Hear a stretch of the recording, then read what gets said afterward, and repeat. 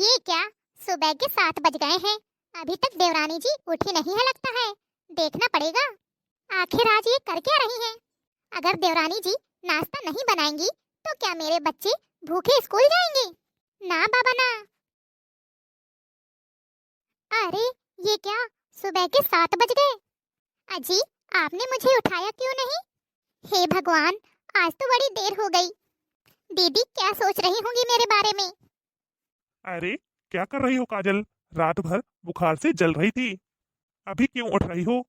अरे नहीं नहीं, अगर आज मैं नाश्ता नहीं बनाऊंगी तो बच्चे लोग क्या खाकर जाएंगे? उन्हें स्कूल जाना है। बच्चों का नाश्ता बनाने के लिए भाभी है ना, तुम चुपचाप आराम करो। ये देखो, जोरू के गुलाम। हे भगवान, बहुत जोर से सर दर्द कर रहा है। अब इतना तेज बुखार था तो सर दर्द तो करेगा ही। हाँ, मैं जाकर मेडिकल स्टोर से दवा लेके आता हूँ। ठीक है।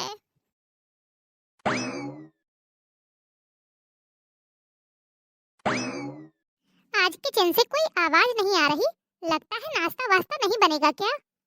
हाँ सासू माँ, आप बिल्कुल सही सोच रही हो। हाँ हाँ सासू माँ, अभी तक देवरानी जी सो रही हैं और देवर जी बोल रहे हैं कि तुम आराम करो, नाश्ता भाभी बना लेंगी। अब स्कूल तो मेरे बच्चों को जाना है ना, तो नाश्ता तो मुझे ही बनाना पड़ेगा। उसके बच्चे थोड़ा स्कूल जा रहे हैं क्या? हाँ माँ जी। बड़ी बहू तुम चुप रहो, मैं अभी देखती हूँ छोटी बहू को। छोटी बहू, क्या हुआ सासू माँ? छोटी बहू क्या हुआ पूछ रही हो? घड़ी में देखा है कितना बजा है? सुबह के 7:30 बजे हैं। बच्चे स्कूल कब जाएंगे? ना घर का झाड़ू पोछा हुआ है और ना ही अभी तक नाश्ता बना है, और यहाँ तक कि आज सुबह की चाय भी नहीं मिली।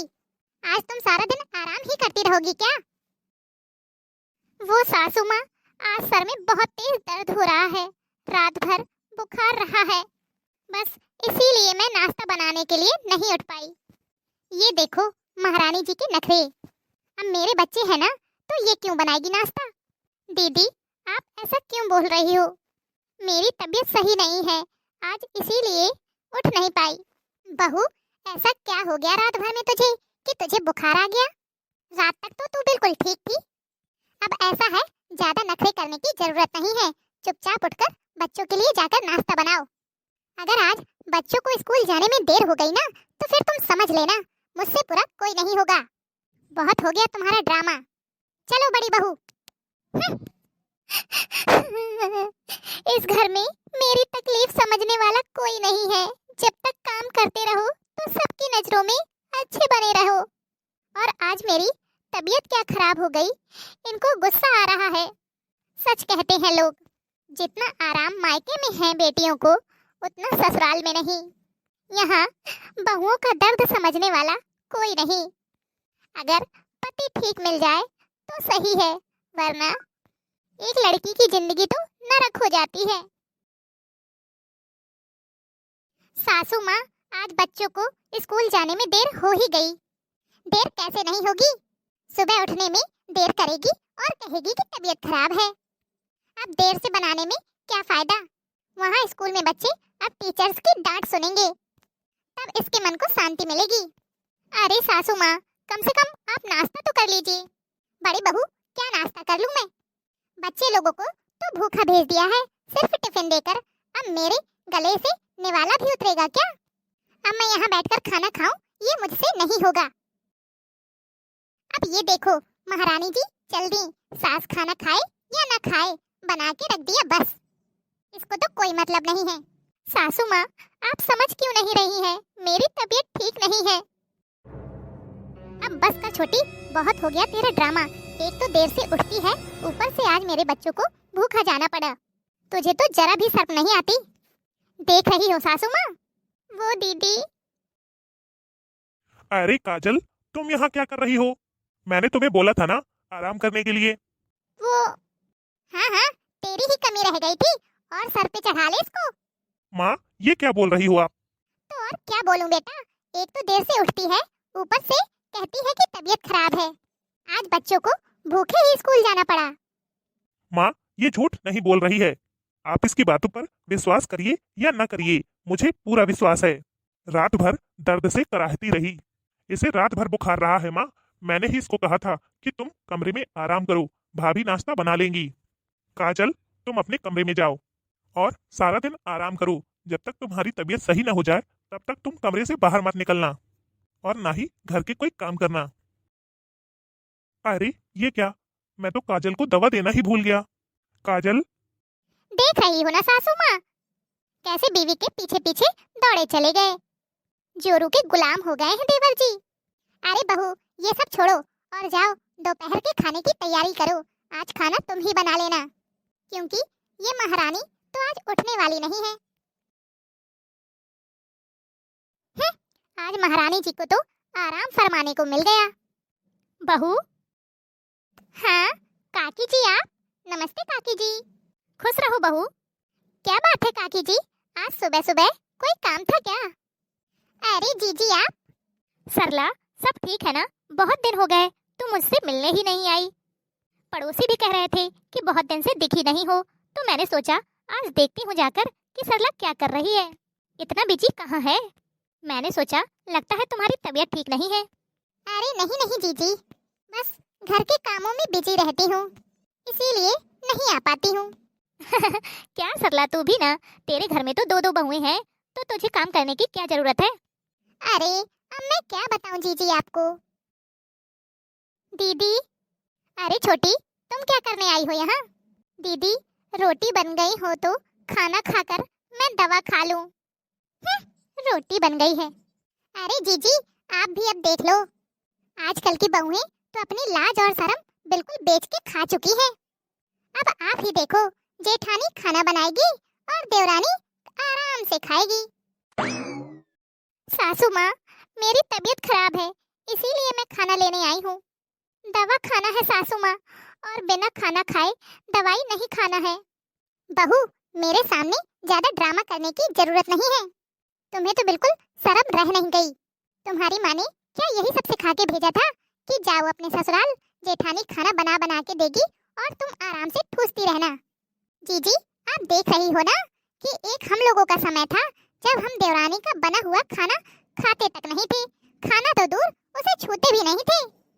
ये महारानी तो किचन में आ गई अपनी जेठानी से खाना लेने कि दीदी बनाया हो तो दे दो।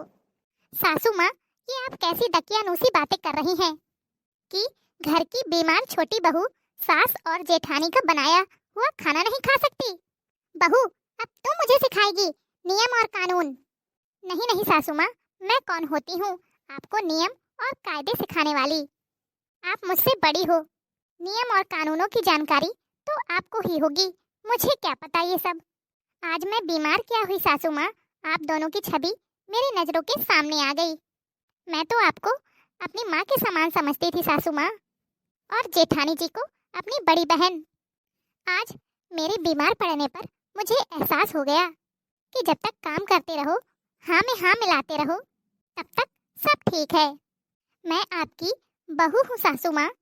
जैसे आप इज्जत और सम्मान अपनी बड़ी बहू को देती हैं, वैसे मुझे क्यों नहीं? कभी मुझे भी तो दे दिया करिए, आखिरकार मैं भी तो आपकी बहू हूँ। तुझे क्या इज्जत और सम्मान दूं?